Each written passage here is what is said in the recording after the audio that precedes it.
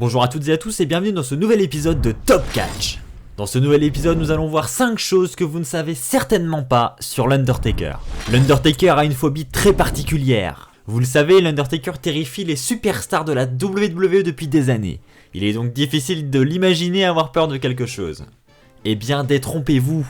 En effet, l'Undertaker a bien une phobie et elle est plus que surprenante. Il s'agit de la phobie des concombres. Et non, ce n'est pas une blague, l'Undertaker déteste les concombres par-dessus tout.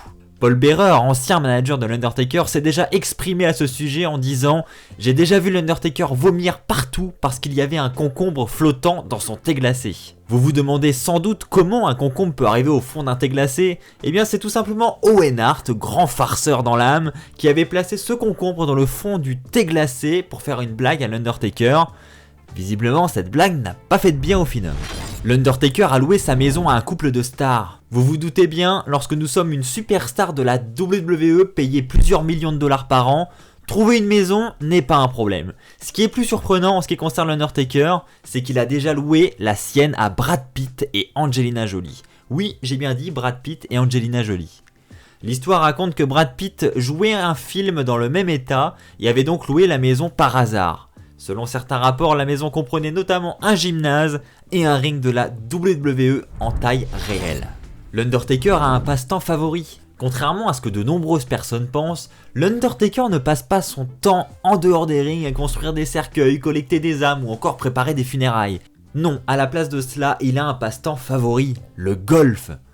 Effectivement, il a révélé dans une interview adorer jouer au golf, même si dans les faits, il ne s'avère pas très bon. Voici ce qu'il a déclaré dans une interview. Je passe beaucoup de temps avec ma famille, mes enfants. Je m'entraîne également sur mon horrible jeu de golf. J'aime le golf, mais je suis terriblement mauvais. L'Undertaker avait son propre groupe de potes. Vous le savez, les superstars de la WWE sont très souvent ennemis sur le ring, mais meilleurs amis dans la vraie vie. Et c'est le cas pour l'Undertaker. Vous vous êtes peut-être déjà demandé ce que signifiait le tatouage BSK qu'il arbore sur l'abdomen. Ce sont tout simplement les initiales de The Bone Street Crew, le nom de son petit groupe de potes. Le groupe était constitué de Yokozuna, Savio Vega, Rikishi, du Godfather et des Gunwin Brothers. Un bon petit groupe. L'Undertaker arbore donc fièrement ce tatouage en référence à ses meilleurs potes.